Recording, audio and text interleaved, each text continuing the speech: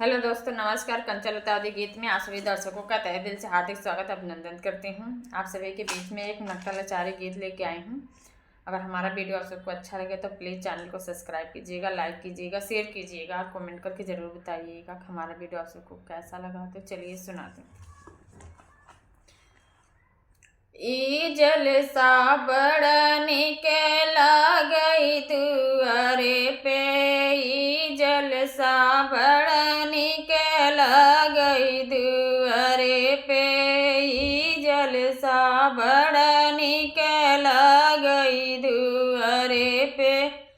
ससुर कयमना बड़ा हो निके लागई, ससुर कयमना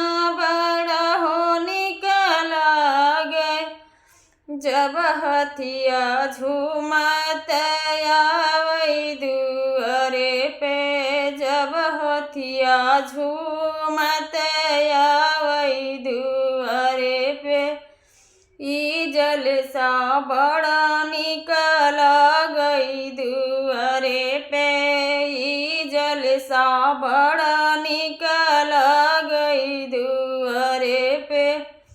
जेठ के अमना बड़ा हो निकल गई, जेठ के अमना बड़ा हो निकल गए। जब घोड़वा ठुमकत आवई दुआरे पे, जब घोड़वा ठुमकत आवई दुआरे पे। ई जलसा बड़ा निकल गई दुआरे पे, ई जलसा बड़ा निकल गई दुआरे पे।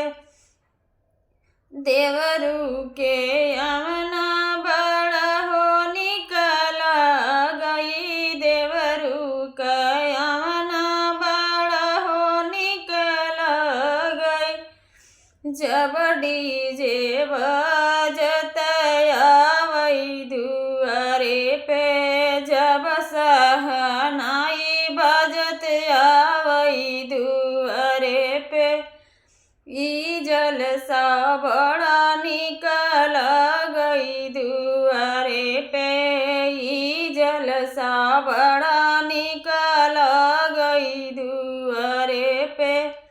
दुल्हे कयमना बड़ा हो निकल गई, दुल्हे कयमना बड़ा हो निकल गे। जब रथ चमकत आवई दुआरे पे, जब रथ चमकत आवई दुआरे पे। ई जलसा बड़ा